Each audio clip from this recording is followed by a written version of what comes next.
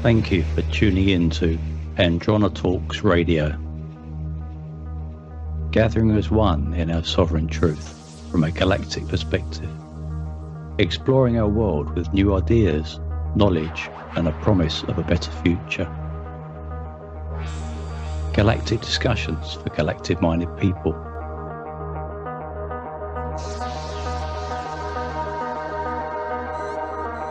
AndronETalks.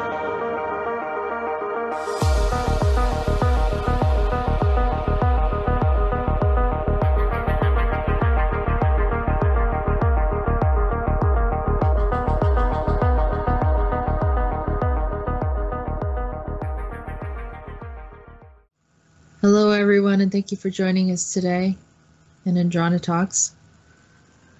Today we're going to be talking again, revisiting the topic of the yellow vests, and I'll have Chris here. We're going to have a discussion as we have in the past. It seems like we haven't quite worked through this topic. It's still going on. But just a quick note, I wanted to let you know that in support of the yellow vests, in addition to supporting some other of the shows on our channel, I have created a Teespring store where you can purchase some of these t-shirts that reflect, sayings about the yellow vests, and also AndronETalks, the Andronicus transmissions, and there'll be more products. We have cups and all different types of t-shirts, sweatshirts, and so forth.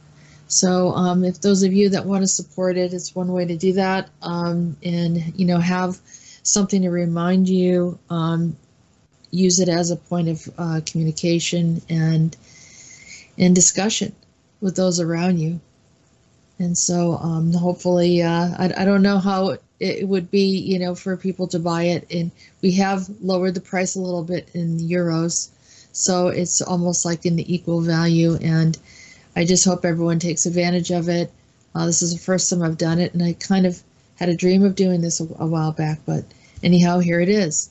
So that's going to be in one of the links, and we're going to have many other links there too. Take time to look through and listen to gather more information. I think it's good to support others. So it's fine if they have some interesting information. We're going to add that too. But yeah, take a look at the store, and I hope you enjoy the products, and we'll be coming up with a lot of different new ones. So with that said, I just want to welcome in Chris at this time. Hello, Chris. How are you today? I'm doing great, Jessica. How are you doing? Very good. You were sending me some information this week. It looks like, even though it sounds like the government of France is trying to shut down any type of media outlets that are allowing people to be aware of what's going on in the government or some of the yellow vest activity, they're trying to prevent the rest of the world from seeing. And I know that you've also said that it's happening in other countries as well, and we're just not hearing about it. It doesn't mean it doesn't exist. But, they're picking and choosing what they want people to hear. Yeah, I felt it these last few weeks when you watch the news, and I guess when you don't live in the country, it's a little easier because you see things from a further distance. So on the news, from the very beginning, they were always talking about the violence from the yellow vest, right? They never talked about the violence. They never even mentioned the violence from the police at all. And lately, it's pretty obvious that they want to make sure that if they talk about the yellow vest, it's always in a negative way. Now, someone else told me, a friend of mine told me that in Holland, they are doing the same thing. And I'm pretty sure in Belgium, Luxembourg, and Germany, they have the same script pretty much. So all the news are talking at the board, pretty much approaching the yellow vest movement as try to discredit them, saying, oh yeah, they are losing power, they are divided, they don't make any sense anymore. Only 40% of the French people support the yellow vest. They are losing the support that they had in the beginning because they are violent. So they try to really push that agenda forward, and if you say a lie so many times, it can become a truth, right? So it's very interesting to see how they're so away from the reality. They try to push a perception of the yellow vest that's false, so people will not really focus on the truth of what's going on, the facts. The facts are pretty much, if you look some of these channels, and I'm not talking the regular media, the the mainstream media, but I'm talking about the YouTube media, the free media, and those guys like RT and some others, they literally go and on the field, on the ground, and talk to these guys, to the yellow vest, and it's amazing to see how what is said in the street and what is transpiring on the media, it's two different worlds. Now they're afraid of a sleep. Might be and might be wrong. I don't have any absolute fact or proof on everything, but it's a sense I have that it seems to be on the EU level. They seems to push that specific perception, trying to push the perception that the yellow vest is diminishing and they're losing power. Two, that the country is against the yellow vest, and they pretty much do that in every country, trying to separate every country from each other, meaning in France they only talk about France. In Holland they will talk about maybe France, but in a negative way, pretty much to make sure that if anyone in Holland might have the idea to do the same, well, you know what, that movement is dying, so it's over. And I'm pretty sure that they do that in every country. It seems that it might be connected to a letter that Soros have sent on the 13th of February to the EU. And I can send you the video, you can put it in a link. There's a gentleman explaining that very interestingly, where he's literally begging the EU to do something, otherwise what they have worked so hard for might be destroyed. Oh, way that, well. Yeah. Wait a minute. Let me get my violin out. Yeah, no. And this is a whole tactic of out of sight, out of mind, and or let's dust it under the carpet scenario. Yeah. And I'm not the type that did a lot of protests or rebels or anything like that. I don't consider myself an anarchist. I consider myself a humanitarian. And I recognize that all humans deserve to be treated fairly. There's no inequities. There's not supposed to be any caste system. None of that stuff really is a part of the human paradigm. This is imposed because we talk about ETs here. We can do this. This is imposed by an infrastructure created by the ETs and certain species that have imposed these hierarchies because they wanted to be in control and to rule. And if they can't physically be here, they'll move through other humans to create this hierarchy in levels of inequities. And they don't really care. And you see, it's that same mentality. It doesn't seem natural. That, I said this over and over again, how can Macron treat his people like that? It doesn't make any sense. But it does if you say he is not one of them. He has no affinity, no natural emotion toward them. He only sees himself in this scenario, as maybe very likely the victim.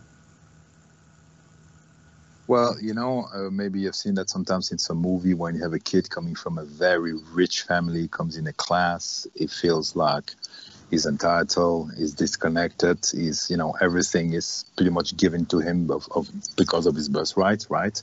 And you have I call that in English, a disdain on what is not part of his class, high class or level of society where he come from. That's what he is.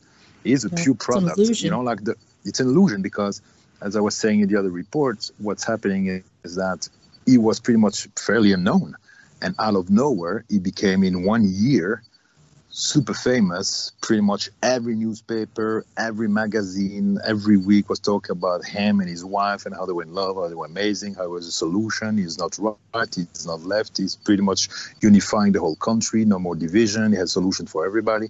So I was watching a documentary where they were explaining that what's going on. It's pretty much the same syndrome as the reality TV celebrities, right? Yeah, and anytime you see that, it's a walk-in. You know it's a walk-in. It's an entity just stepping into the body. They bring in some kind of mind control power to be able to manipulate the masses easier. Even the bigger they are, the more it's convincing that there's something else there that is deliberately manipulating. And you see people that become extraordinarily famous. Part of it can be, it's a past life and you were powerful at one time. Everyone recognizes you. But more than not, the people who become extremely powerful rise to fame in a very unnatural way and just sort of like jump in scale.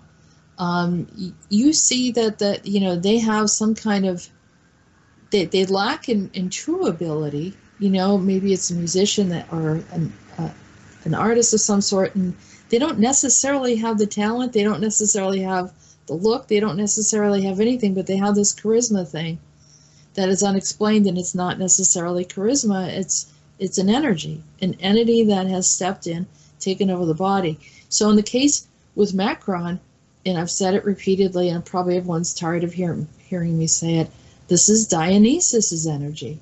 Dionysus is, someone that was in a form of, or recognized as a god on this planet. And humans seem to love to worship him. Now, I think his energy is getting a little weird. I think they're getting tired of it. They're finally waking up. And so we don't need to worship the gods, the rulers, this and that. I mean, we recognize that there is, I'm not saying the system is there, it's in place, there's certain systems to hold the nations together. And so this is not about tearing down all structures and all systems that, create some kind of law and order, or that people are able to function in a way where they can enjoy life, but not to be taken advantage of and highly oppressed.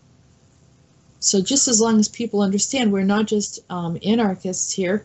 We are looking at a scenario where there's complete injustice, and you see this multiple times throughout the planet. A lot of these little, wars that happen here and there that have agendas that are not truly what they say they're for, and that's abuse of power. But still, it comes down to the walk-in energy that is looking for some kind of resource. Like the Anunnaki always, they're looking for gold, not just because they consume gold, they eat it. And, all of these other things that we're learning and we're understanding, and you can step away from it, and then doing the revocation and saying we don't consent to this being having control and oppressing people any longer. We're tired of it, and we at one point were hooked into it. We allowed it for thousands of years. It's time to let go of it and begin to see humans on an equal level. Because, sorry. Yeah, I'm sorry, I didn't mean to. There's one last point here. Remember, the body is a shell. The soul is immortal, and whatever color skin you have, whatever language you speak, whatever culture you have, all of that changes in each lifetime, in each incarnation. So all of those arguments, race, nationality, gender, all of that stuff, it really doesn't make any sense when you see the immortal soul that is in each one of us. Or eternal soul, I'll say it like that. Yeah, you're absolutely correct. It almost seems, when I see it from different perspectives, that they replace the divine law that every human were connected to, as sovereign beings by laws that are part of an inorganic control system they try to impose on this planet for their own benefits. It's not service to others, it's service to self again, you know. So there are different agendas, of course, at play here. But most of them always talk about to create order through chaos, right? And divide, conquer. For example, they label everything now. You're not just a man and a woman. We need to make it way more complicated. Now you have, you know, I don't know how many different genders possible. Divide the races, divide the religions, and Right. create that tension between all these different factions. It's easier. So they need to label things. That's a problem with the Yellow Vest. They cannot divide that group as easily, because it's not like if it's a political party behind it or a union. It's just people. And the people, well, you have everything. You have people that have some certain beliefs. Others are more like maybe socialist or more Muslim, they're Jew, they're everything. It's pretty much a melting pot of the whole population. It's very hard to control because they're unified with one same idea, which is freedom, sovereignty, and equal chances for everyone to be able to work and eat and provide for their own family and to be reconnected to their own roots, to the original roots, the original background, I would say, history, their heritage. And I saw a very interesting video about a French guy that called himself Oleg the Viking, and is really into the Viking thing. But he was saying, you know, this is not a war from like the Yellow Vest against the government. It goes deeper than that. It's the roots of French people is the Gauls, right? And they descend on Paris, which is symbolic of Rome, the symbolic of the Roman Empire, the law, the Roman law, right? And control system that started 2,000 years ago, that literally invaded and imposed their system. For the last 2,000 years, it can come, I mean, you can see in the business, in the law system, in everything. Even, for example, the toll system, it's a Roman invention. When the Gauls had, you know, roads that were not maybe perfect, but it was free.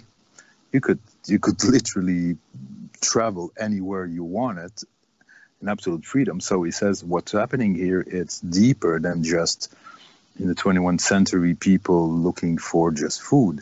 It's pretty much a rise. It's pretty much a wave coming from deep within when they realize, wait a minute, this is more than just wanting a freedom. We want more than a freedom. We want to be able to reconnect to our roots, to what we truly are, to our identity that has been broken down throughout centuries, and specifically this last, I would say, 50 years. And that's what the European community is literally doing, is to put the last nail on the coffin by removing the sovereignty of each country. France, for example, Macron, a few months ago, just pretty much sold out the sovereignty of France to the UN and then to the EU. So that means it doesn't matter the revolution they can do in France will not really have a proper impact as long as France is connected to the EU. Now, as you said, I am not for anarchy, absolutely not, or for any type of chaos. That is definitely not my goal here or my intention.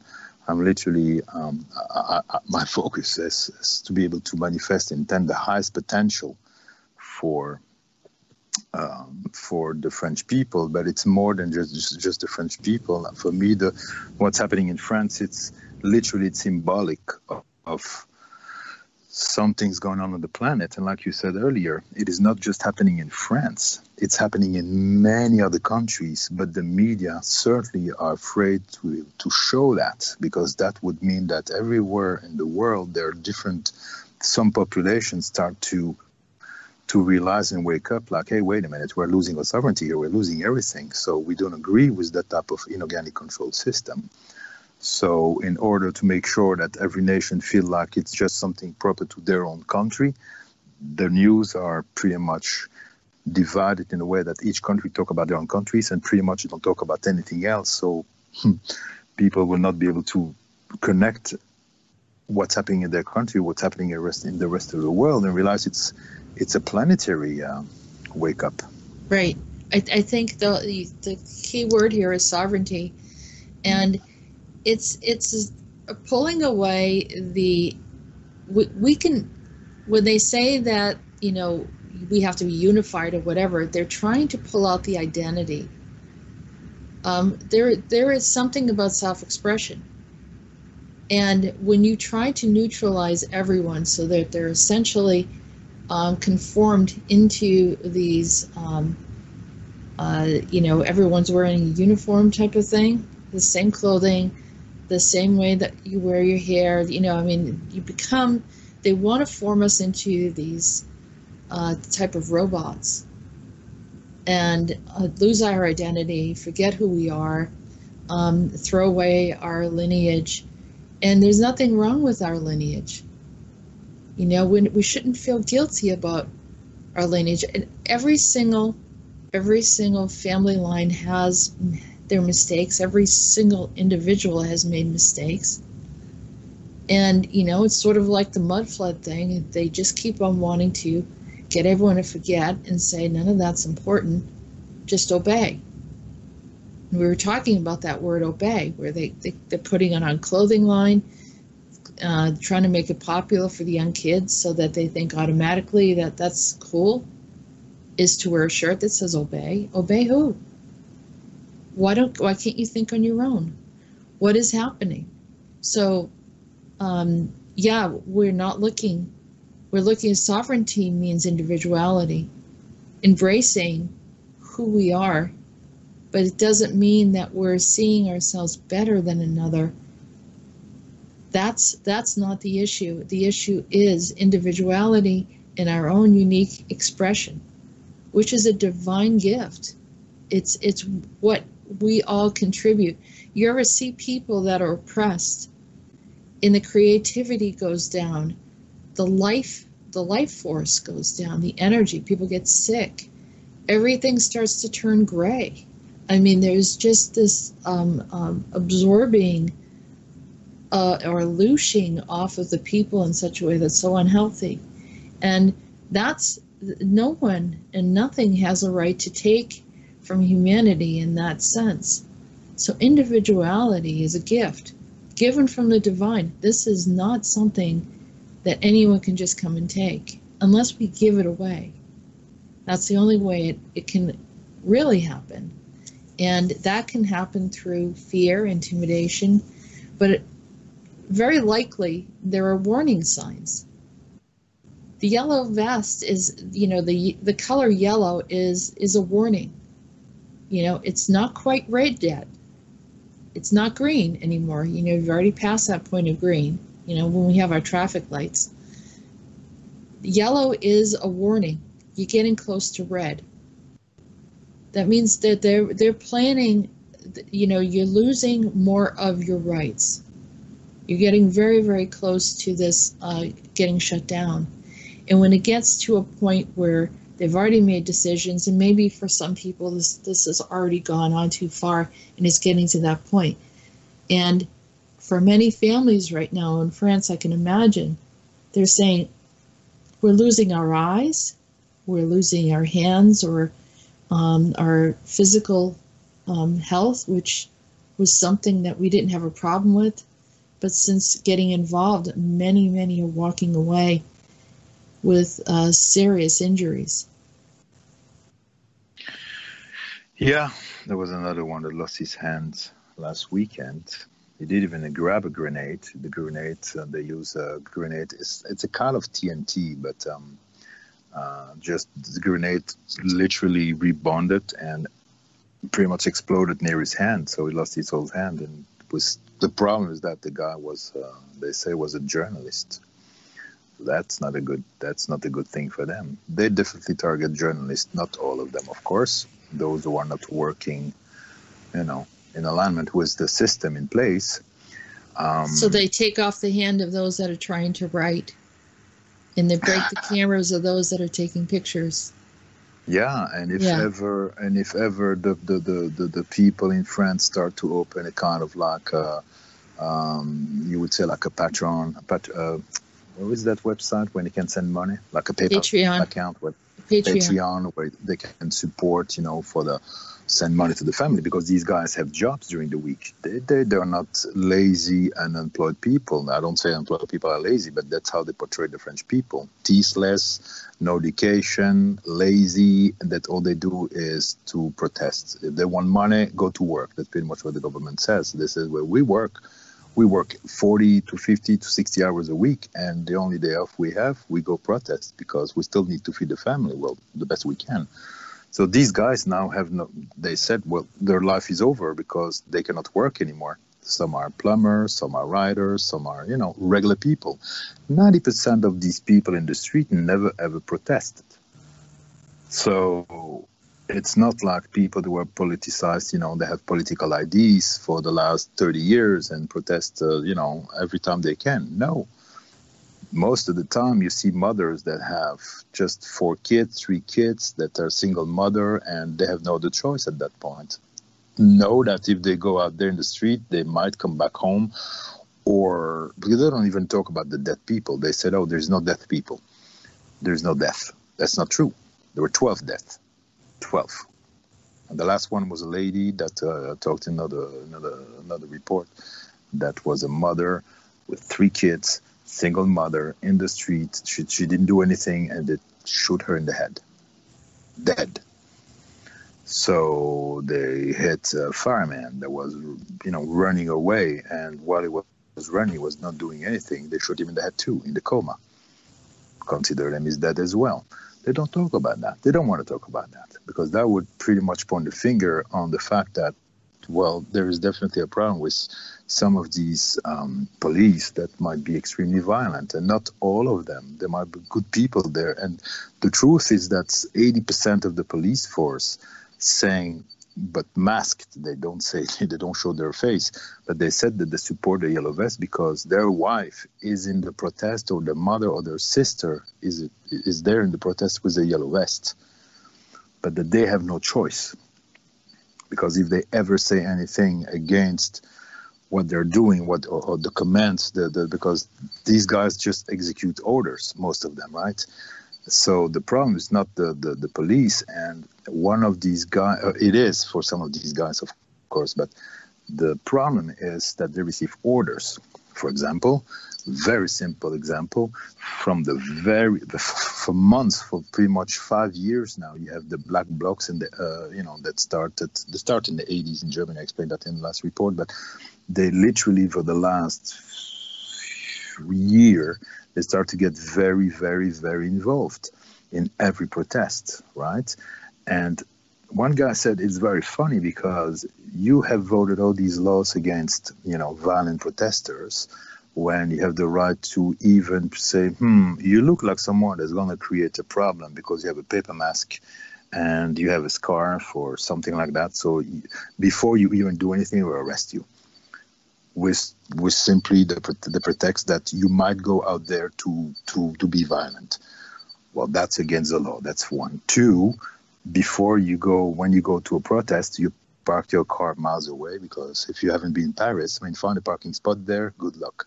So you must have to walk like pretty much an hour from the point where you park your car to the protest, right? During that, whatever distance you walk, you have been maybe arrested, or not arrested, but stopped 4 or 5 times by the police, because they do a search on you. Your bags, your pockets, your backpack, make sure there is no saline water. Explain me why it's a problem. Saline water, because if you have tear gas, well, saline water can help you, to remove the burn in your eyes. A paper mask. A scarf. You have a scarf? We have to take it out. Why? Oh, well, you can mask yourself with that. So they even arrest people before they even get. I'm talking about really mom and pops and, regular people. In the meantime, out of nowhere, you have 1,000 kids dressed in black with hammers, with crowbars, with all kind of weapons, with masks. They are in the protest, wearing yellow vests, some of them, some not, depends, and nobody ever stopped them. And some police were giving a testimony, masked, saying that we know who they are, we see them, we want to go arrest them, but we cannot. we have an order to not move. Pretty much let them destroy things, let them throw bricks at the police and make it super violent, burn cars and this and that. And then instead of to go after these guys, black blocs, Antifa, whatever you want to call them, the police has the order to go after the yellow vest. They have nothing to do with it. So the whole thing is rigged to a point where now it's very clear that it seems that all these extremist groups are pretty much utilized and are an asset used by the government to discredit the yellow vest, because all they need to focus on create a perception of yellow vest are violent, because nobody liked violent people. So that's the only way they have found to try to discredit the whole movement. So it's so clear now that I don't know what else can be said.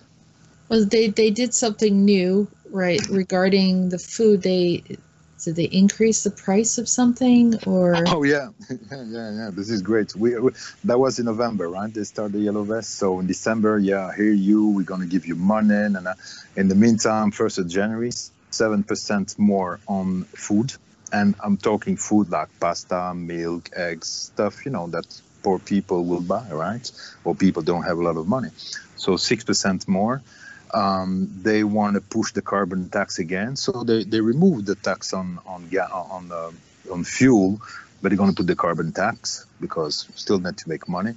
They have lowered, it's not a lot, maybe $5-10, right? The retirement for people, but when you live on $600-700 a month, $5 can be a lot.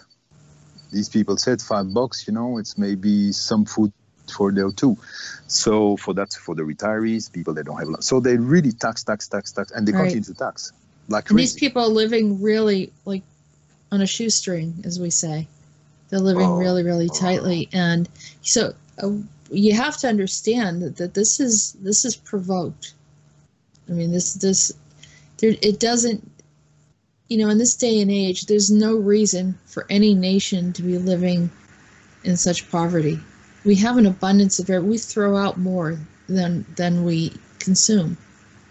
So what is the problem here? And you're looking at a nation where the elite are doing fairly well, and everyone else has to suffer for that. Where else is the money going? Or what are they doing with the money? And why is Soros involved? And why do people listen to him? I mean, I know money talks, but I think that we need to find out what is his agenda. What does he gain by destroying the world? That is a good question. He created a non-profit organization called Open Society and literally put $18 billion into it maybe last year, financing all the Antifa everywhere in the United States, in Europe, and so on. Trying to create war everywhere. To destabilize, every nation. But there is something I still don't understand here, because on one hand, try to create chaos, order through chaos. I get it. That's their motto. But now he's writing that letter, crying out loud for the European community to awake the people that are pro-EU and to do whatever they can pretty much to shut down the others. And I'm gonna send you that video so you can see the explanation that guy is giving, because it's very interesting. He read the letter through and explain really what it means, because he says, of course, they're gonna use words that common people might not really understand the whole meaning behind it, but he translated it. And pretty much he is pissed at the fact that every country in the EU still have national elections, and that's pretty much a problem for him. Because what he would like to do is pretty much move all the power of the people through elections, which already is an illusion of freedom, right? Because most of these elections are already rigged to a point where, if they want someone to be elected, they just put him a lot on the media, like they did with Macron, and suddenly that person is elected. So they pretty much know who's going to be elected or not. But you want to remove that and move the power of the people to choose someone to represent them, and move that towards Brussels, which would be a literally governing, like there is no more national election, it's just EU elections. and the EU will control every country. That's pretty much what he's saying in that letter. And that's it's like a warning. So essentially, he's passively telling everyone. He's kind of taking on this Napoleonic stance of we're taking over Europe. Everyone go down on one knee and and serve him. That's what Soros is saying then. Yeah. Now because we need to pretty much forfeit.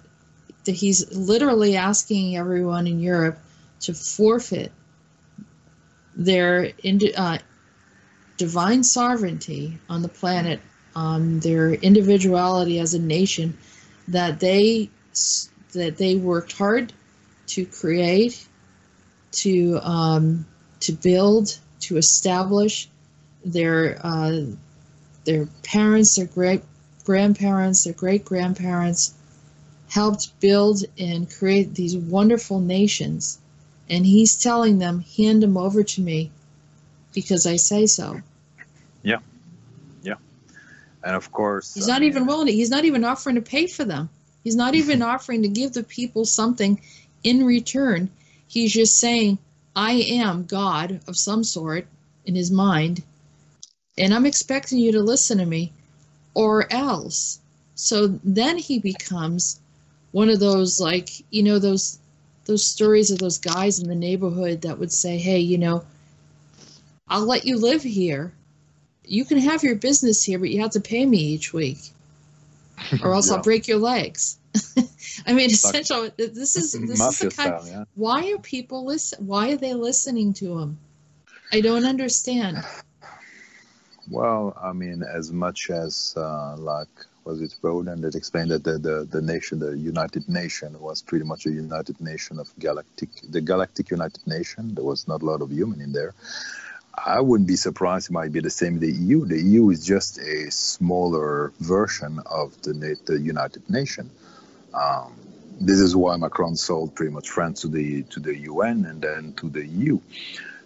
Pretty much like the guy said in that video, you're gonna see, I guess it on the bottom, connected to this video here. We'll put a link. He explained literally that they create the dream of unity, of one currency, everybody's brothers and sisters, friends, beautiful, everything is great, right? But really what it is that when when they were welcoming a new country in the European community, oh man, you had warm shake hands, was beautiful, everybody was crying, it was amazing.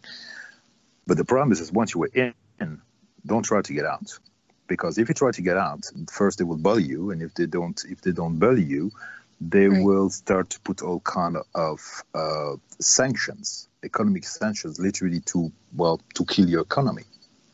So there's no way out. Once you're in, you're in. But of course they never explain that when they invite countries in. So every country and especially the people, the way they were selling it. I remember I was in Belgium myself when they sold that idea of EU, and everybody was like, oh, it's great. Well, finally, when we travel, we don't have to change the currency, open borders. That's great, right? We didn't see negative effect or the negative side effect of everything comes with a price. Yeah, everything. That's when there's nothing for free. Then the euro started. They converted the national money that each country had into the euro. Right. And some of the nations lost their value because of that, right? Oh God. What happened to Greece? The cost of life tripled overnight. So with the same amount of money, you can have 2-3 times less. That's really what happened. Right. So of course they were like, oh yeah, but we need to readjust. And they never readjust anything. They just add more tax, more this, more that, and they have so much sanctions, so much regulations. But it's so complex that's pretty much impossible to understand what's going on. So the regular people, for example, the common people in France, they don't understand half of what's going on in the EU.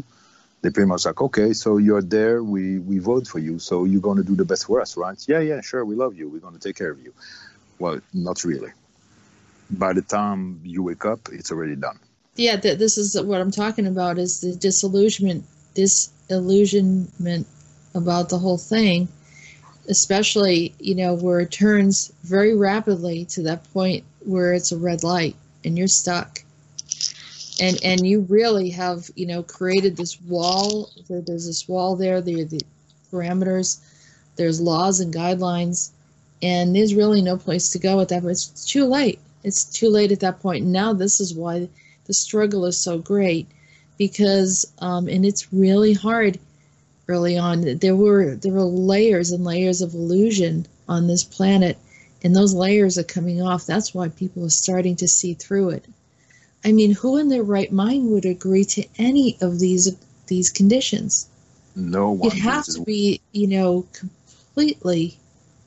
completely, in a state of I don't know, hypnotized of some sort. Yeah. It doesn't make any sense. And now when you look at it, you're saying, why would they buy into that? When the Europeans came over and started convincing the Native American people that they wanted all this land, and they'll give them some of these shiny objects, maybe some glass beads or something, that really have little value, but not definitely not on the scale of what they got in return.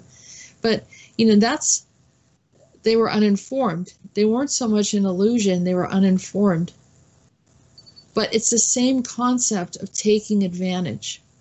Yeah. And they're using more and more illusions as much as they can to convince people, just, by the way, I'm going to take your house. I'm just going to move in and I'm just going to take it.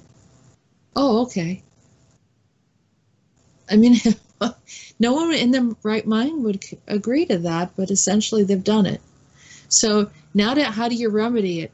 Well, try to go back and undo what just happened. The only way to do that is just to keep lifting the veil of illusion and doing the best that we can. It's not a bad idea that they're thinking about Odin, because at least we know that he's in our corner, not trying to manipulate the earth, but trying to support humans and being a little bit more confident. So that will help a bit. And we know who Odin is. He's Rodan. And another thing, too, is that we have discovered something kind of interesting. And we're going to go way off the topic for a moment, only because this keeps on coming up, of how these things go about. And like I said, humans are not stupid. They're really not. But the powers and the energies and the illusions are very real. And if we accept that we were tricked because there was high levels of deception, we can learn from this. And we can maybe help those that can't see through it, because it's not just mind control. There's other things happening here. Those of you that listen to the Andronicus transmissions, for quite a while I've been talking about this future reality where John is. John is another name for Andronicus. That's his future name. And he has some different people there with him. One of his good friends, his name is Jacques. And he called him Jacques Capon, right? So I heard the name, we had discussions about it, and then recently I heard that there are a few of them that had betrayed them, and then I hear, the name Philippe, and then another time I heard the name Etienne, and then another time I heard the name Abigail. So I'm starting to think that maybe when we're looking way into the future where Andronicus is, in this, where he's a scientist and he's in this lab, and there's a scenario of a bunch of young girls who figure out their way into time travel. They have a time travel machine there, probably intended to be used for the right purpose, but they jump into this time machine, come back here, and that's that whole 12 Monkeys scenario. That's where they get that story. Is this time travel group that comes from the future and comes back, which could very likely be all linked into Mobius and some of the stuff that has been going on there. And if you're following Peter the Insider, you'll know what I'm talking about. If not, it's good to go and catch up with what's been going on. So anyhow, just recently, Chris and I, we've been having this discussion about, is it possible that this whole scenario that I've been looking at for about 2 years now, of John in the future and Jacques his friend, but then there's a bunch of rogue ones that have come back in our time, and their names are all French. So one of the things that I discovered is that when you find a future event somewhere, and if you find, it almost looks like there's a cultural thing, it's very likely that the future access point is coming from that region. So it's the future of France, maybe, that this lab exists. Yeah, that was very interesting too when we talked about that, and it's interesting you talk about that right now, because for some reason I had a feeling it was connected to the whole yellow vest thing. I mean, there is so much about the yellow vest. It's not just a 3D political, discussion we have here. It's it's almost like you need to zoom out and see things from a bigger, broader perspective here. And it seems France is definitely very important in this point. Now, if it's connected to, like you said, that lab might be in France, that means we have these rogue scientists over there that are pretty much the source of many headaches we have to deal with. Manipulating a lot of different things. And we talked about Versailles being a portal into the past. Yeah, right, correct. So, and of course the steampunk is when a lot of this stuff came in, and steampunk was huge over in France in the 1800s. There was some really interesting things that were created during that time over in France. Well, we were even discussing, I don't know if you remember, that we thought for a long time that steampunk have started in England, but we had that feeling that it might have some anchor point in France, or might have started in France. We don't know yet. We don't have confirmation. Remember, we talked about that too. Right. Well, we have, it was prominent in the United States, in England, and France. Mm-hmm. And, but I think that people don't think about France as often as they would consider England. But, they're not that far from each other. No. And so we're just trying to follow the thread. Andronicus is trying to help us so we can help ourselves. To figure it out. He's showing us some of these things. I know people will probably say, why don't you just tell us and we can fix it and then that's it, because it just doesn't happen that way. Because if we know certain things in the wrong time, it can be dangerous, not for one person, but for many. So it's better that things are dealt with in the gradual way of opening up. And as we open up, we do it all together. So it becomes an awareness. This is not about, being a detective and hiding and, just working for a secret organization or anything like that. This is all about us resolving the problems when we can. We can resolve the problems, but having sort of a realization and knowing. And you know what, like I said this many times, people listen to the show and then they'll send in information that they think is helpful. And then there's also there are some that are listening that are contrary, and I hope that you wake up and see what you're doing. You're literally fighting against the grain. It will affect your life. It just, I'm not saying, well, bad things are going to come to you. I'm just saying it's like these are things that you would benefit from as well, and rethink what your process is. I do feel it. I don't have to have anyone tell me. Sometimes people have said a few negative things or sent me little private messages about, oh, you're bad and you're dark and you don't know, and it's just like I mean, whatever it is that they think it is, you know, whatever state of mind that you're in, you need to think about what your purpose is. And if you don't really have a good purpose, then you know, it doesn't have to be everyone else's problem. And this is only for like the 1% that I'm talking to right now. But really think about it, because you're missing out. You will miss out on something that's much better. All because you needed to prove a point or ego or whatever it is that you feel like you need to be center stage. I don't know. I mean, it's a variety of reasons. Well, there's a saying, you know, you want to be free or you want to be right. Make a choice. There you go. Because at this point, it's about being free, not being right.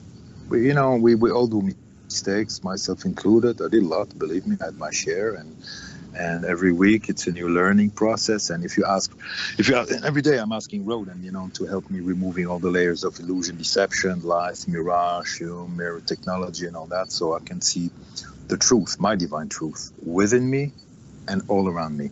So, of course, I know there might be things that might be shown to me that I was not aware of, maybe way of thinking, perceptions, beliefs, anything, right? But it doesn't matter at the end, because it's not about being right, it's about being free. So yeah, I'm ready to see what might not be comfortable or pleasant in the moment, but at the end of the day, how does it serve yourself? I mean, how does it serve you to lie to yourself? It doesn't make any sense for me. You want to be free, and freedom is the truth will set you free, pretty much, right? So that's what it is. Now, there is something else here that you said, it just hit me. You know the difference between naturopathy and homeopathy, right? Homeopathy is the medicine we have done here, then they cure the symptoms. Naturopathy is where they cure the cause of the problem. Well, when you were talking about the way we work, you know, we're not like detective and all that. What is done here is pretty much looking, find the threat and looking for the cause of the problem, which, we know all the time pretty much is related to, non-human, alien, inorganic control system. But every time you find the cause, it's pretty much you're doing. I was just laughing when you were talking, because it's almost like a naturopathic spiritual healing. You go to the cause, you identify it, you isolate it, and then you remove it. But by removing the cause of the problem, well, guess what? All the different layers that have been created, all the different connection going down, pretty much are removed as well. It's what we say in naturopathy. If you have a swamp with a lot of mosquitoes, you can or try to kill all the mosquitoes, or you can dry out the swamp, and then there's no more mosquitoes. Pretty much targeting the power system or the control system or whatever power is behind that inorganic control system, and or the beings behind it, and that pretty much trickle down and set some reset things on this level too. You see what I mean? Absolutely. It's what happens is, if you do not kind of root out the energies that are in power or have, I call them dominions, and actually that term has been used in the past, especially like it's sort of a biblical reference, or maybe even the Book of Enoch. But these are certain entities that claim a power over a region. They're off dimension. They're usually able to harness and create some kind of borders. And so anything that comes into their space, they're subjected to for attack or anything like that challenges that authority or rule, and usually creates a dynamic, an energy, a sort of a structure. And you have a really bad one. You have tyrannical rulership and heavy oppression of the people. You know, we've talked in the past about Elizabeth Bathory, who in the past was like horrific, scary, disturbing. I was looking at, you know, you look at Vlad the Impaler, you know, the type of aggression and violence is very extreme. So you have these different, these are entities, these are powers, these are dominions, those are rulers.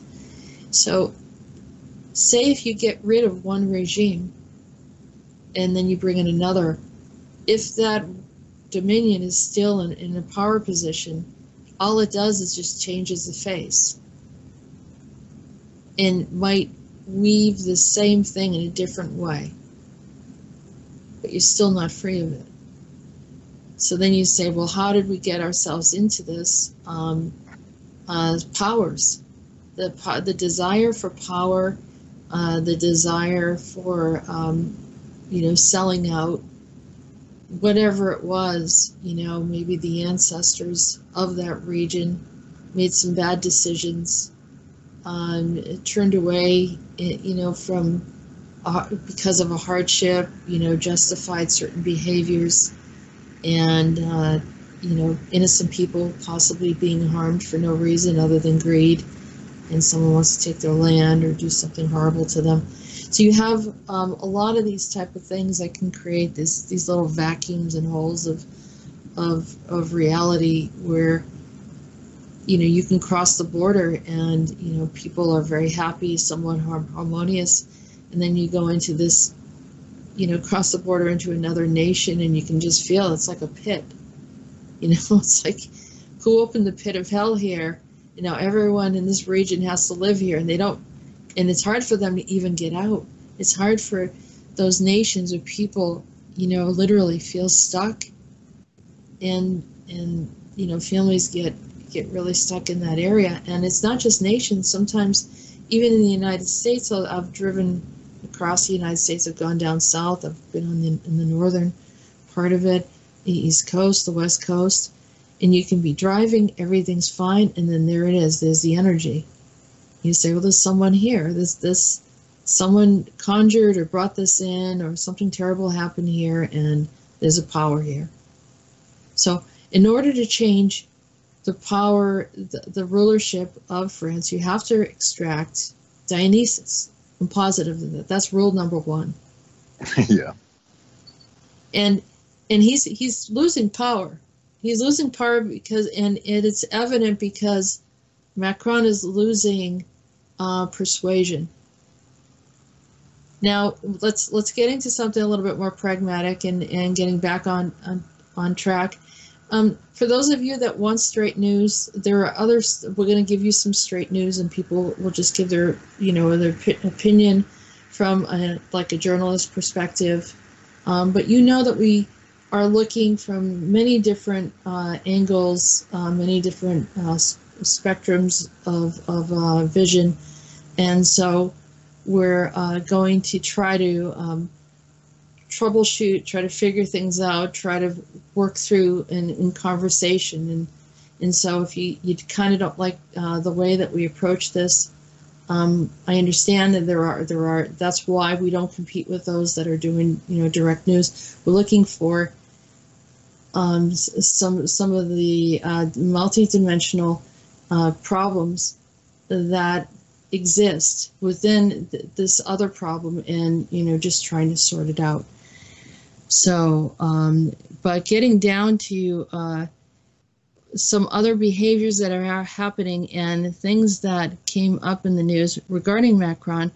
So Macron now, knowing that whatever he was doing is not effective in France, and to create a distraction, which is another tool, he's telling people to look at Venezuela. And all eyes on Venezuela now because they're having problems. And so, all right, so Europe has to have problems. Let's spread this problem over to the Americas, right? So South America, North America, United States, and you have Canada. So you have they're trying to create and make this as Dionysus is known for his ability to start little fires. He's very good at that.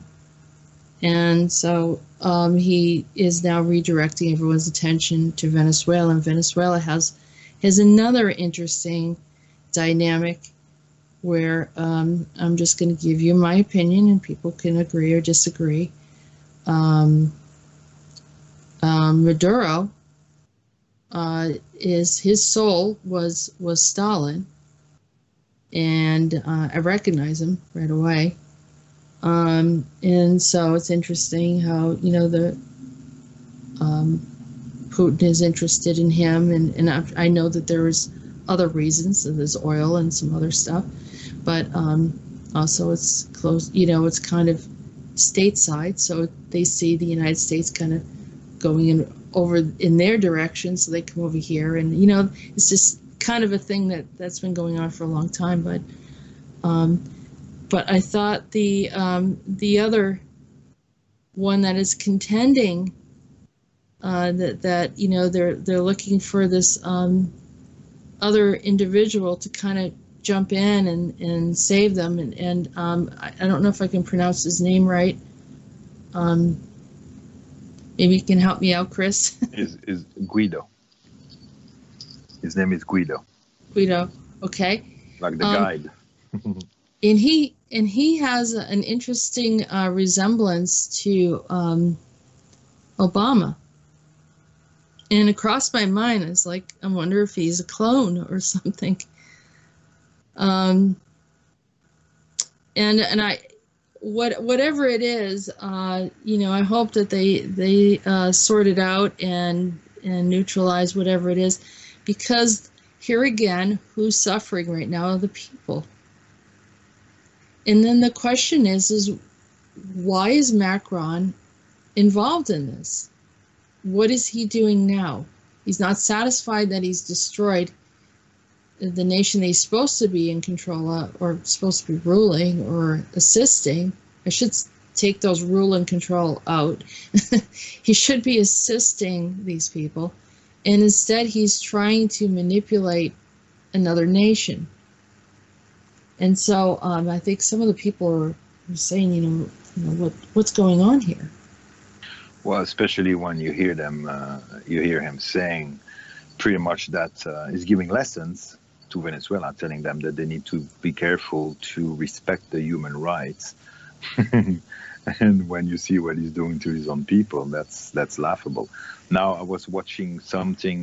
There was a French guy in Venezuela that was doing a video today, just today, so a few hours ago, sending a kind of alert, explaining the situation that obviously there is a, like you said, there's a divide and conquer. They pretty much put the focus on Venezuela right now, when half of the planet, 90% of the planet is literally going for that new guy.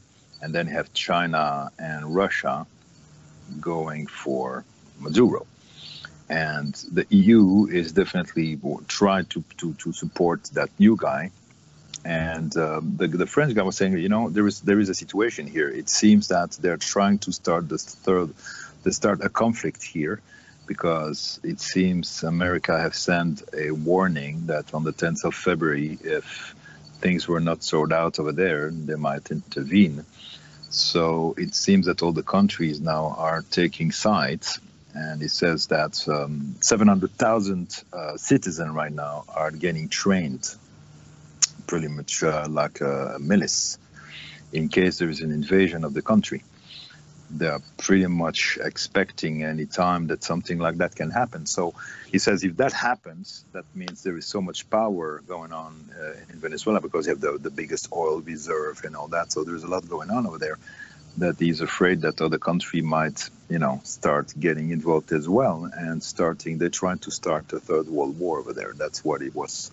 I don't support that. I do not consent to that or agree to that. But all I'm saying is that's the game. This is the threat. Like I said earlier, if you don't obey what's going on in the neighborhood, we'll let you have your store. But if you don't obey us, we're going to break your legs. That's the old-fashioned leg breaker mentality. Yeah. And that's what they're doing. If you don't obey us, then there's going to be a third world war. Right, and You know? that would be the perfect way for them to regain control. Now they tried with South Well, they make Korea, money. it didn't work. How much money are they going to make off of a third world war? Exactly. And then they get their way of depopulating the planet. Mm-hmm. So Yep. boy, it's a win-win for them. They get everything Yeah. they want. They don't like humans. They don't like us being around. They only unless they can use us for something. Well, that would be the only way for them to regain control and talk about these dark dominions. So it was warning people to be aware of what's really going on. They tried with North Korea, didn't work. They tried with Iran, didn't work. So with Syria and all that, didn't really work. So now, well, the new focus is Venezuela. Right. So and of course, here it is. The people they just want to survive. You see them out in the streets. I've seen some of the video footage, and it's horrible. It's horrible. You see it over and over and over again.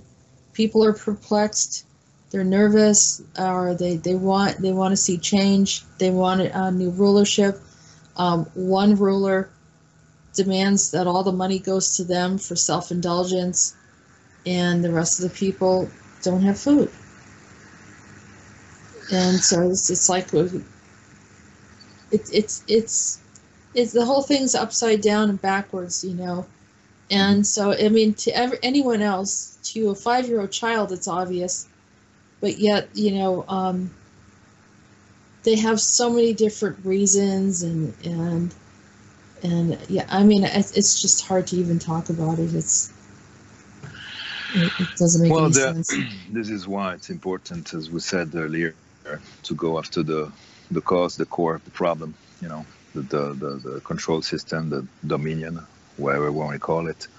Right. Because the dominion is sympathizing with Dionysus, or Dionysus is sympathizing with the other entity, whoever I haven't figured out yet, but trust me, I'm sure I'll see him at some point. Mm-hmm. Yeah. Or her, which Well, we discovered that Etienne was also involved in a lot of stuff in France, because we were focusing on Dionysus. Yeah, this being from the future by the name of Etienne. Yeah. It's definitely involved. Seen a lot going on with the Yellow Vest now. They're more than just that. It's almost like a Philippe war. Too. That one by the name of Philippe. It seems to be a war of false gods, that warring each other, and to see maybe who's going, or maybe they work with each other. I don't even know. Yeah. But at the end of the day, I don't consent to any of it, because at the end of the day, the humans are peons, this, and that's not acceptable. Well, here's that whole thing with Mobius. If this lab is related to Mobius, or they introduced all of this advanced tech to the 1800s, like I said, it's right around the time of the mud flood happening, which is about 1810, 1811. And so you have this huge shift of systems. And it was like, I was listening to another video, and they said, well, at one point, we have all these floods, but yet there was this organized group happening in South America, this is like in the early 1800s, that were all prepared and ready to sign, and they were ready to roll out a whole new agenda.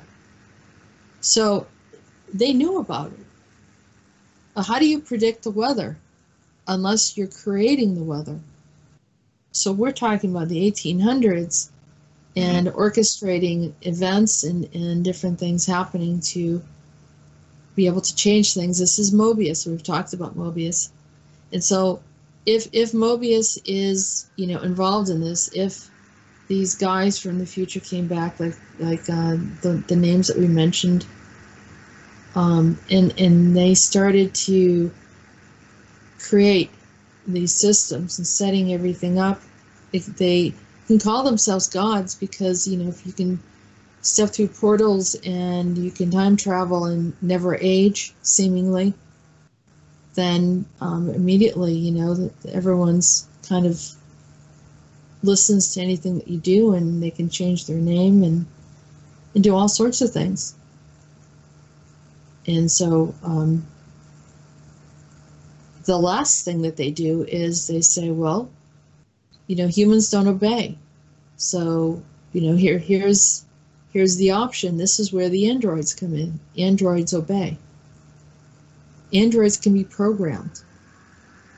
Cyborgs, they're too much human. So, we can take the soul and put them in an android body. But there's a problem with that. That erases humanity. And here again, another yellow light. Yep. Warning. This is where we're headed. They've glamorized the whole robotic stuff. They've glamorized androids, cyborgs, and made it sound really cool. And I'll be 100% honest with you. I thought it was cool too, years ago. Until I realized that this was pretty much our casket. This is it. And they pretty much now in commercials and all that, they try to, they start to infiltrate all these AI or robots and make it sound like friendly and it's there to help the people. Well, you had that report with Elon Musk, right? And now supposedly they are helping people that had, like, I just saw a documentary about a guy that lost the use of his arms and legs because he had a car accident or something like that anyway, so probably in the spine. So now they have these little electronic device in his spine, and now he can walk. So everybody's, well, he's like a god, it's like Jesus, he healing the people. Yeah. I can heal you, and so everyone's like in awe. Wow. This person that has advanced information, historically we know if someone knows how to do all these things, they usually have connections. It's not an accident. Yeah.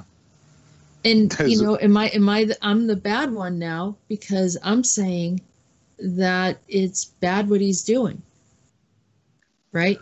I was told that just recently. Oh, he's actually a nice guy and means well, and it's not his fault that AI is out of control. And it's like, what does that mean? So that he gets a pass now? Not only that, we're gonna thank him for destroying humanity. Yeah, hell no. I mean, accountability is accountability. Mm-hmm. And if you're sitting there and just like casually, you look like a nice guy. I mean, you can literally get away with a lot of stuff. And or people could say, well, he's really not bringing in the bad stuff. You're other people might take that technology and do it, but he's not doing that.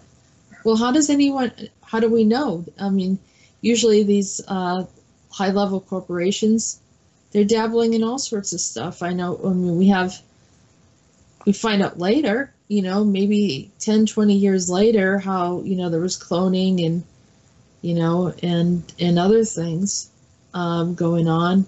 And we found out about all the pedophilia much later. It took them, hundreds of years for them to finally admit it, that type of stuff's been going on. And another thing that's coming to my attention, and it's kind of blaring, is, the whole lab scenario. And so the whole discussion about my labs and everything, we're talking about this future lab and all of these people that are kind of sneaking through and jumping through timelines and everything and doing negative stuff. There's some positive ones doing it too, but in this case it's the negative ones. And then we're seeing this issue of people that have some kind of organization or even like a spiritual group, and they're wearing these white lab coats. And I was looking at John of God. And I said this before, probably a couple years ago. I said to some people, there's something wrong here. I said, why? First of all, why is he wearing a white lab coat? And why do people feel that they need to wear white when they're doing spiritual work? I mean, if you have a good intention, wearing white or a bad intention, wearing white is not going to help anything other than create an illusion. And I think that's the kind of stuff we need to get away with. I never liked it when I see people dressed in white, all white, like as if they're some kind of bride of Christ or something. And Yeah. and so, I just, just drop the facade. Either you're here to help people or you're not. You don't need to put that on there. But the other part is now, but they're making them look like some kind of medical lab jacket, which is experts. a whole other thing. They're experts, but is there another message behind this? Is this a signature of these groups that are influenced by these travelers from the labs? Mm-hmm. Yeah, that's a really good question. Absolutely. Yeah. Absolutely. I think I saw there was some video with Marina Abramovich. It was like, well, why are they dressed all in white lab coats? Didn't make any sense. Yeah. No, definitely everything is leading to these labs, and as you said, now when you were talking, I was just realizing all these My Labs and Mobius Labs, and it doesn't matter what type of labs, but they might all be connected indeed to the John and Jacques future lab, the one in the future. I guess we're getting closer and closer to something important here. I'm sure we're going to reveal and find more and more answers. Oh, yeah. Remember, it is the answers from the universe. And that started a lot of this off where, I started doing radio and having discussions about just topics, trying to sort it out. And I can come on here and say, hey, I know this, I know that, and just try to prove that I know everything, which is a waste of my time and your time. I think it's a matter of, like I said, if I can't do this with the public and people that really want to figure things out, then there's really no purpose for me to be on the radio. I think it's important that we, everyone has a piece of the puzzle here. Let's all work together. And I do appreciate some people will post some things on the channel. Sometimes they'll send it to me privately. Either way, I appreciate it. I don't always get to look at every single thing, but some, because as you know, there's a lot going on all the time. But let's keep on looking at this. Let's all set an intention for other people of France, and let's send some protections in those poor people. And also the police who are forced to betray their own people, because they need to bring food home, and I'm sure that that's a very difficult situation. It's a horrible thing to see a nation being torn up. I think about people have said, well, we had our Revolutionary War here in the U.S. It was essentially the same thing. It was the British people against the British people during the Revolutionary War. They knew each other. Same thing with we had a civil war here. We know what it's like, and it's never a good thing. It's never good. No, and this is why I want to mention something here, Jess. I had a feeling we were just talking about that just before the show.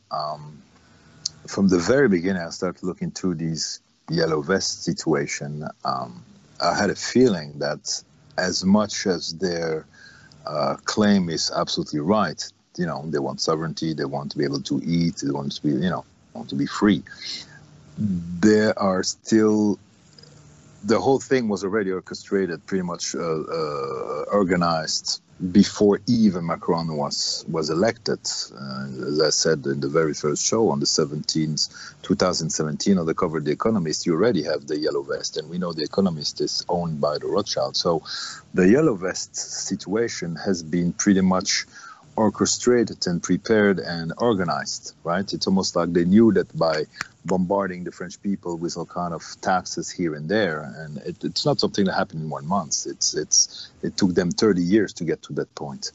1973, when pretty much the Pompidou, the president at the time, signed a treaty with the Rothschild, where pretty much he would sell the debt of France to international banks, so the country cannot even print his own money or anything, or pay off his own debt anymore. It's depending, if you need to borrow money, you need to borrow money to other countries. So that was it. From that point on, the life in France has changed. It took 30 years to get to that point. But right now, the yellow vest, the way it's pretty much designed is they will, of course, they will go on the street, fight this, that, do their protest. And in 2.5 years from now, there is another election going on, or unless Macron, for any reason, loses power, they already have the perfect candidate. Well, they have one candidate, but another one in backup in case. One is Marie Le Pen, which is the one that lost against Macron in the last election, and seems to be the one that is always portrayed as the candidate that's going to win. Problem is that most of the yellow vests understand that she's part of the system. So it's almost like you cannot fight the system playing the rules of the system. You cannot. It's impossible. So they start to be aware of that. So my intention here is very clear. The yellow vest is a very genuine protest. But right now they're still trapped into a control system. And it's very important to be able to shift that, where we can break away.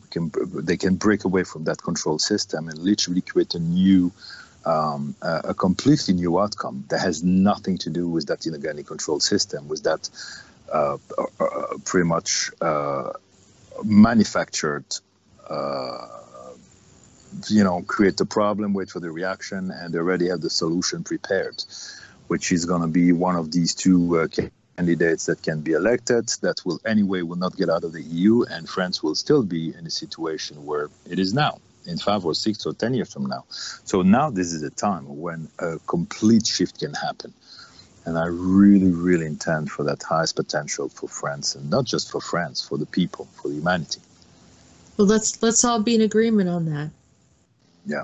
Let's all say that we are asking for the highest potential for humanity and for the French people today, and for the people of Venezuela, for the people of the United States, for the people of all of the European countries throughout the world, Asia, Africa, all the continents, the highest potential for all humanity, and for the awakening that all of us can see that we all have value on the planet.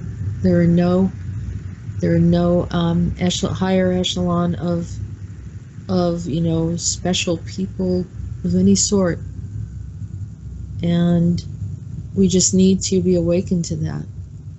And the more that we embrace and reawaken to, the more empowered we become again. Mm-hmm. Empowerment comes from within, not from your bank account. Bank account gives you certain levels of freedom, because you can travel, you can do things, you can choose where you live, you can choose who your partner is. You make a lot more options for yourself. However, it all begins on the inside of you first. And so, just recognizing that. So we're going to set that intention, right, Chris? Mm-hmm. Yep, absolutely. Absolutely. Each one of us has, is a unique, absolute unique, powerful, amazing, beautiful, and divine sovereign being. The world around us, the way you see the world, it's just a projection of the world within you. So from the moment you realize who you truly are, regain your full power, reclaim your power and sovereignty from within, you can create an absolute change which is beyond what we can dream of. And this is why all these groups and all these dark dominions pretty much don't want the human to realize their true divine potential. I know humans and humanity, and especially this planet, has a divine purpose in the galaxy. Roland was talking about that. And I completely believe that. Absolutely. It's time to wake up to our true potential. Well, we're grateful that Rodin made his way over to France in his healthy yellow vest. They're already acknowledging him. When these beings are in a space, suddenly you can see there's an awareness. People pick it up energetically. Mm-hmm. So it's interesting. And also, I felt inspired. We put together, Rolf helped me, we put together some T-shirts and things for, supporting the sovereignty of the yellow vests. and supporting them. And so we will share a link where people can, if they have an interest, they can purchase some of the items that we created. And I think there's, somewhat affordable. I wish it could be less expensive. I mean, everything costs money now, to one degree or another, but it's comparable, kind of the average price range. But the products are unique, as far as, it has a lot to do with what we've been talking about, little sayings and things that relate to the Andronicus transmissions and AndronETalks. But in particular, we have quite a few items related to the yellow vests. Yes, and that was very exciting when I saw that shop. It was at Christmas again. I feel like a kid again. It was great. But all the mugs, and it's not just the yellow vest. I mean, the yellow vest was, of course, it was great that you guys put that one on. But also the mugs and the different items you have. I mean, there's so much. I'm looking forward for your creativity. Yeah, well, it's supporting people, and we do have our own, kind of expression and the way that we say and do things, and of course the channeled information and the quotes and so forth. Mm-hmm. So we have created our own little objects that can help you to whether support you each morning when you will first wake up, or a fun T-shirt or something. And in this case with the yellow vest, it's more of kind of standing in support of the people that are standing up for what I believe is a humanitarian cause, and mm-hmm. that's the right to exist in a living wage. Yeah, and you don't need to be French to buy the T-shirt. No. Right? I mean, for me, it's more than a symbol of just the French yellow vest. It's just, I mean, it's a symbolic of regaining your freedom, reclaiming your freedom, your sovereignty as a human being. That's it. Yes, liberté.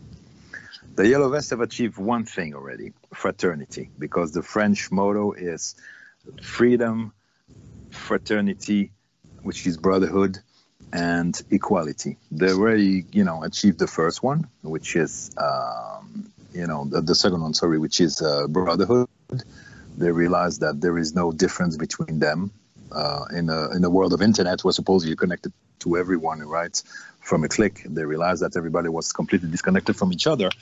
And now they are so happy to be able to find each other in the protest and talk to each other, human to human, and realize that they're sharing the same dreams. So that is done. Now they're ready to go for the two others, which is freedom and equality, I would say. So it's freedom, liberty? Freedom, liberty, brotherhood, or fraternity. I don't know. Do you say fraternity in English? Is that an English word? Fraternity is usually associated with colleges. Yeah, no. Yeah. Brotherhood. Or the way we use it. But yes, I mean, we understand it's like it as brotherhood. Brothers and sisters. And, brotherhood, sisterhood, yeah. Mm-hmm. Yeah. We have to say sisterhood too, because otherwise we might have some complaints. It's brotherhood in the bigger sense of it.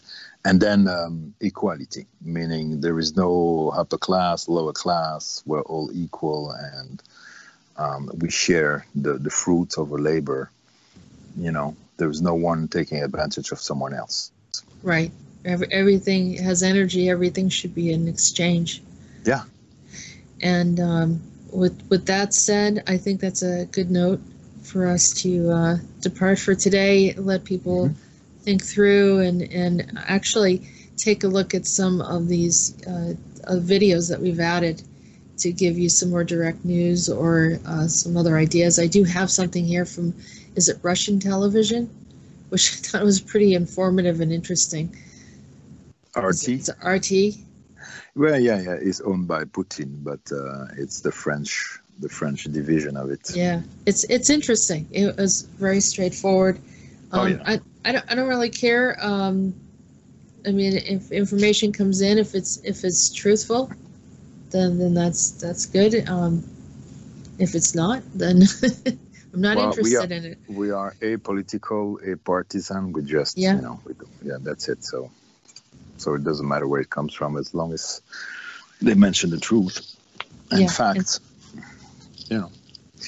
Well, so thank you so much. Browse through the three. I want to, people to browse through them and take a look and get the information. Some of them you might have already heard already, and also take a look at the products, and get yourself a Yellow Vest T-shirt.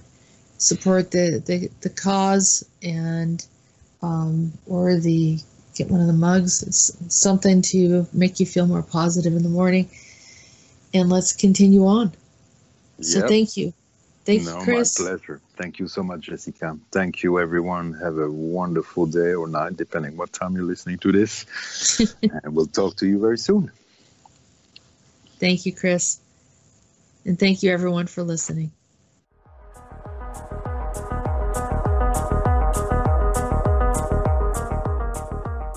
You have been listening to AndronETalks Radio. Join us on YouTube channel Jessica Ariel Morocco and visit her website at www.readingsbyariel.com.